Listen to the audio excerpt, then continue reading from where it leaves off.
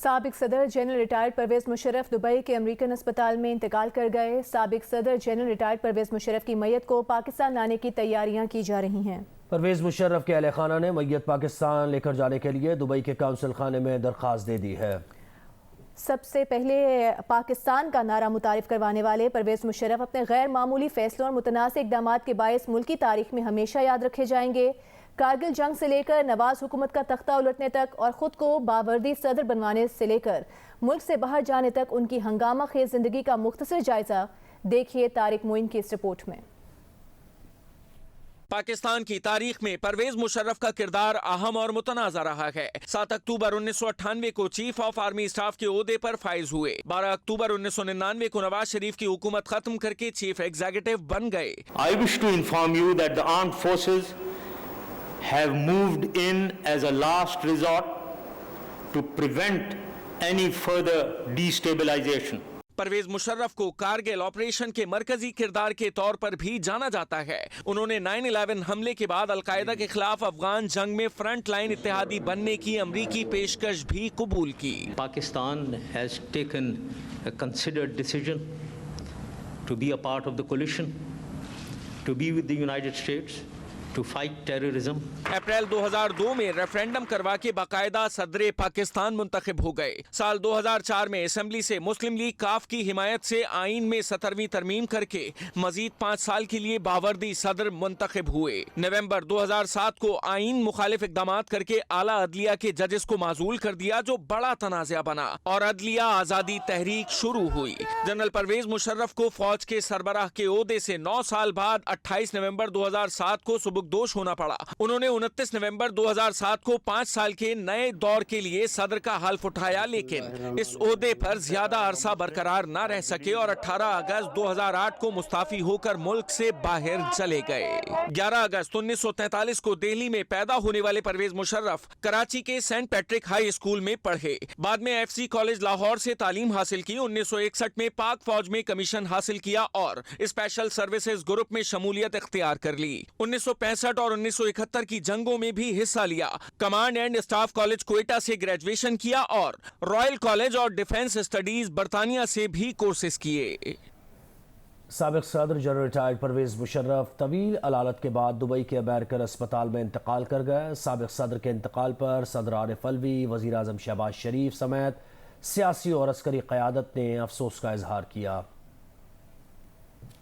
साबिक सदर general retired Parvez Musharraf Dubai के अमेरिकन अस्पताल में इंतकाल कर गए।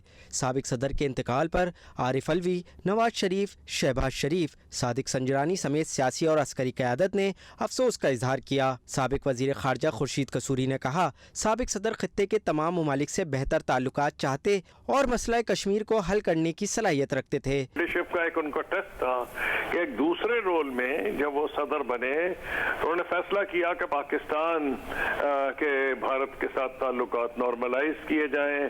तो उस वक्त ये कोई मान नहीं सकता था कि इतने कलील अरसे में, मैं आपको कह सकता हूं कि 2005 तक हमने तकरीबन कश्मीर का जो मुसव्वदा था, दोनों गवर्नमेंट जिस पे एग्री कर चुकी थी, वो हमने मुरतब कर लिया था।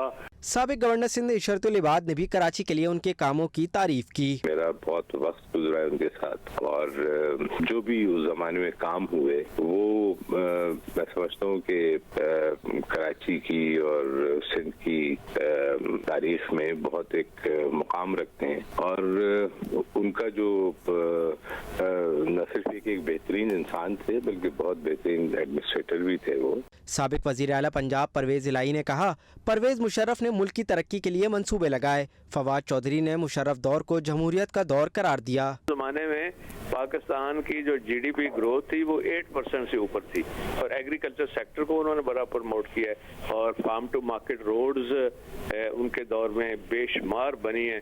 35,000 किलोमीटर बनी है, जबकि पूरा पाकिस्तान के ज़माने से लेके 46 से लेके 29,000 बनी थी किलोमीटर। और मोटरवे ठीक है, एक नवाज शरीफ ने बना दिया, लेकिन आगे सारा पेशावर तक मोटरवे वो लेके गए हैं और फिर साउथ की तरफ मोटरवे उन्होंने शुरू किया था। और फिर यहाँ इंडस्ट्री को प्रमोट करने के लिए सुंदर इंडस्ट्रियल स्टेट जैसे बेहतरीन मंसूबे बने, और इधर फेडमिक जो फैसलाबाद मोटरवे के ऊपर बना था, ये उनका ही कारनामा था। मुशर्रफ पाकिस्तान में कहने के तो फौजी डिक्टेटर थे, लेकिन उनसे ज्यादा बड़ी जमहूरियत पाकिस्तान में कभी नहीं रही। उन्होंने पाकिस्तान में आज़ाद मीडिया दिया, उन्होंने पाकिस्तान के अंदर डाइवर्सिटी ऑफ ओपिनियन को प्रमोट किया। मुल्क की दीगर सियासी समाजी शख्सियात ने भी परवेज मुशर्रफ के इंतकाल पर अफसोस का इजहार किया। पाकिस्तानी सियासी क़यादत के साथ भारतीय कांग्रेस रहनुमा शशि थरूर ने अफसोस का इजहार करते हुए उनके दौर को अमन का दौर करार दिया। परवेज मुशर्रफ का जज्द खाकी दुबई से लाकर तदफीन कराची में की जाएगी। मुस्लिम लीग नून की नायब सदर मरियम नवाज कहती हैं कि बाजवा साहब ने रिटायर होने के बाद लोगों से कहा कि मानते हैं कि इमरान खान जैसा ब्लंडर हमसे हुआ। ब्लंडर करने का एतराफ़ काफ़ी नहीं, मुल्क के माथे पर लगे दाग को धोना पड़ेगा। जो 4 साल कहता रहा कि इनको रुलाऊंगा, आज बच्चों की तरह रो रहा है। उन्होंने कहा कि सियासतदान रोता नहीं, डट कर मुकाबला करता है, लेकिन इमरान खान सियासतदान नहीं। इमरान खान ने मुल्क की मईशत बर्बाद कर दी, इसकी वजह से महंगाई का तूफान आया। नवाज शरीफ ने जिस तरह पहले मुल्क को बहरान से निकाला, अब भी निकालेगा। आज बाजवा साहब जब रिटायर हुए तो उन्होंने लोगों को कहा कि मैं मानता हूं कि इमरान खान जैसा ब्लंडर हमसे हुआ है। ये पाकिस्तान के 75 सालों में तारीख का सबसे बड़ा ब्लंडर था, और ये वो ब्लंडर था जिसने मुल्क के एक कोने की दूसरे कोने से लेकर दूसरे कोने तक तबाही मचा दी। अब एतराफ काफी नहीं, सिर्फ ब्लंडर करने का एतराफ काफी नहीं, अब वो जो दाग मुल्क और कौम के माथे पे लगाया उसको धोना पड़ेगा। इस फितने को उठाकर सियासत से बाहर फेंकना पड़ेगा। इस घड़ी चोर को सियासत से उठाकर बाहर फेंकना पड़ेगा। और ये ब्लंडर नहीं था, ये सांप था जो 5 के टोले ने पाला। सांप, अब यही सांप उस 5 के टोले को डस रहा है। वो उसका गिरबान पकड़ रहे हैं, वो उसका गिरबान पकड़ रहा है। मैंने 2019 में ये बात की थी कि इनकी जो गठजोड़ है ना, उसकी हांडी जो है वो चौराहे में फूटेगी एक दिन। विफाकी वज़ीर दाखिला राना सनाउल्लाह ने इमरान खान की जेल भरो तहरीक की धमकी पर रद्द-ए-अमल देते हुए कहा है कि इमरान खान तहरीक शुरू करें, वो उनका इलाज कर देंगे। मुल्तान में नून लीग के जलसे से खिताब में उनका कहना था कि इमरान खान को उन्हीं सेल्स में रखेंगे जहां उस दौर में ऑपोजिशन रहनुमाओं को रखा गया था।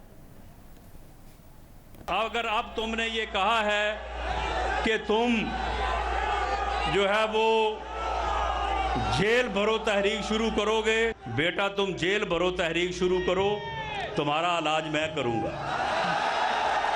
इंशाअल्लाह ताला तुम्हें उन्हीं सेलों में रखेंगे जहां पे तुमने हमें रखा था, और तुम्हें हम अपनी तरह जो है कोई सख्ती नहीं करेंगे, हर चीज़ मुहैया करेंगे, खाने की पीने की, लेकिन एक चीज़ मुहैया नहीं करेंगे, उसके बगैर तुम्हें गुजारा करना होगा।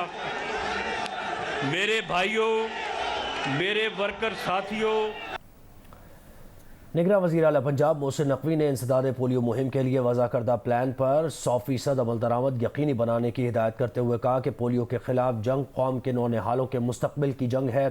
मुश्तरका काविशों से पोलियो के मरज़ का खात्मा करेंगे। निगरान वज़ीर आला पंजाब मोहसिन नकवी ने इंसदाद पोलियो इक़दामात से मुतालिक जायज़ा इजलास की सदारत करते हुए कहा कि 13 से 16 फरवरी तक पंजाब के 13 अज़ला में इंसदाद पोलियो मुहिम शुरू की जा रही है। इस मुहिम के दौरान 2 करोड़ 20 लाख बच्चों को इंसदाद पोलियो वैक्सीन के कतरे पिलाए जाएंगे। वैक्सीनेशन मुहिम के दौरान मॉनिटरिंग का फुल प्रूफ निज़ाम वज़ा किया जाएगा। मोहसिन नकवी का कहना था कि पोलियो का खात्मा करना हमारा कौमी मसला है और इससे निमटने के लिए सबको मिलकर काम करना होगा।